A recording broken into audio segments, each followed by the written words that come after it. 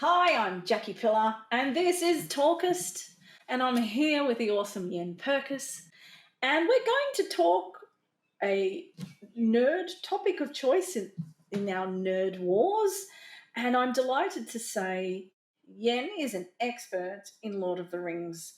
So I am an expert in poor Googling, so I have come up with three, as the usual format we do with nerd wars, 3 points of conversation, and I will probably fail miserably and Yenn will out-nerd me.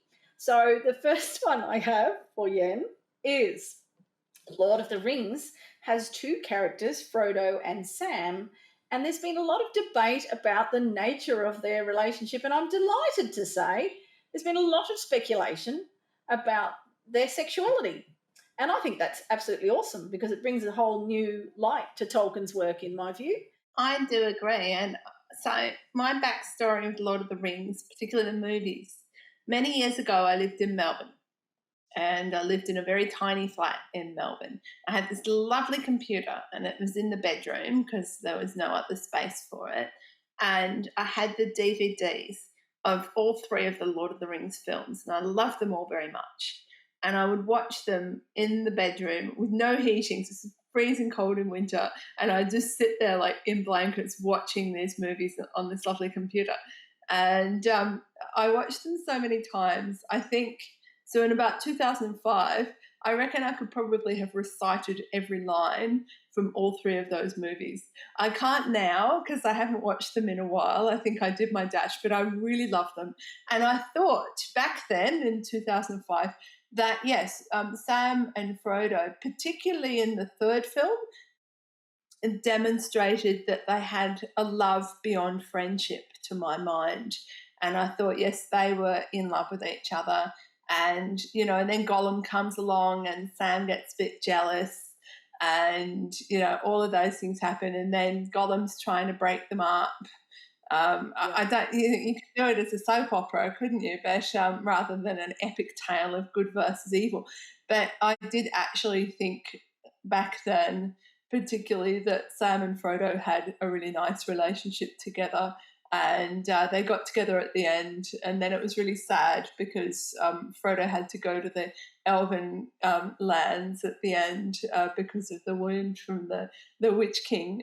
So they were separated, which was really sad.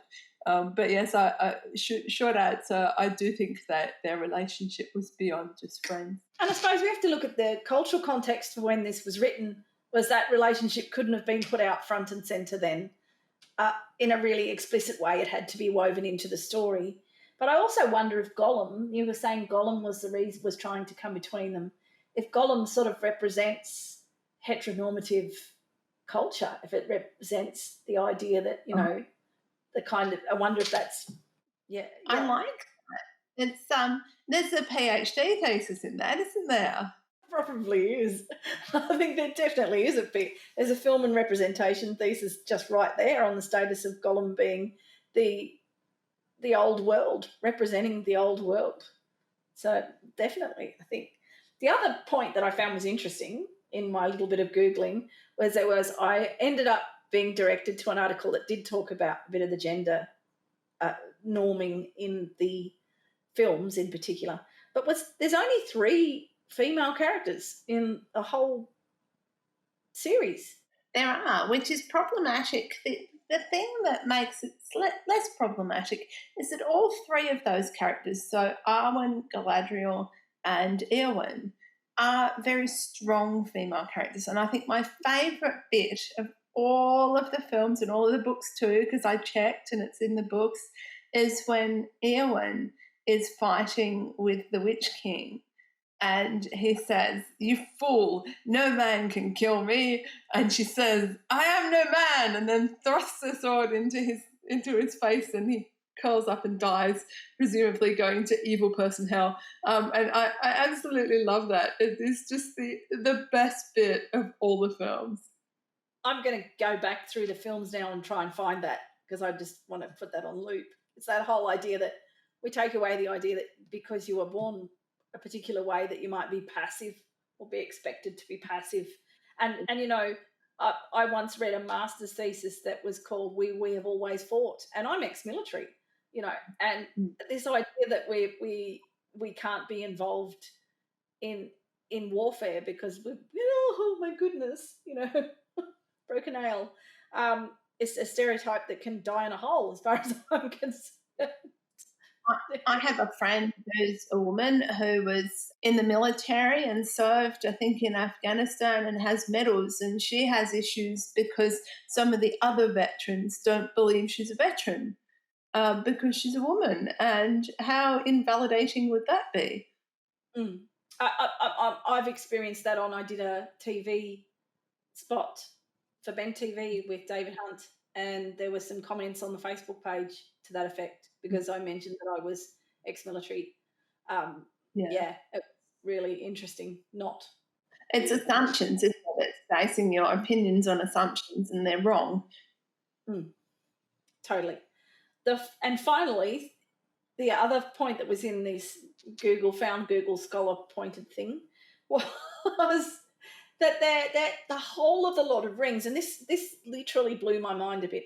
The whole of the Lord of Rings is a story about two ways to be masculine, or in fact, multiple ways to be masculine, between the everyone and Sam and Frodo. So it was like it was well ahead of its time in terms of talking about this stuff. Absolutely. I mean, there's there's the heroic sort of swashbuckling, stick a sword in an orc masculinity, and then there's the quieter, more reflective and internalized experience of Sam and Frodo, which is quite interesting. And there's more than two. There's lots of different ways of experiencing masculinity, which I think. I mean, I'm a non-binary trans sort of person, and so I'm always quite interested to see how representation happens around gender expression and understanding and feelings around gender. Particularly, I mean, I'm always watching TV and movies, and I find all these things really interesting.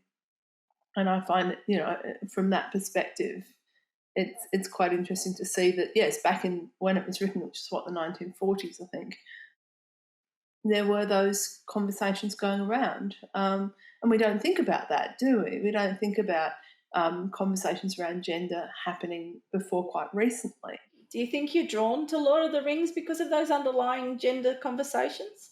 I think so. I like a bit of heroism. I like an epic. I like a good epic, and that's a brilliant epic. It's one of the epics of all time. I think it's an epic. So I think that too. But I think, yes, it's quite nuanced. A lot of those books and movies that are about the battle between good and evil are very straightforward, very simple, very simplistic. Whereas I find Lord of the Rings is a lot more nuanced than that, and I really like that. It's like a thinking person's. I can't think of an example of what isn't a thinking person's because I watch all of them. But yes, it is a different sort of approach. Thank you so much for being on Talk-ist. It's actually been epic to have you on Talk-ist, Yenn. It's been wonderful, and and nuanced, and we haven't done any small talk at all. It's been all topics, all trivia, all tangents. Well done. Thank you so much. Thank you so much. It's been lovely being on the show. Thank you for having me.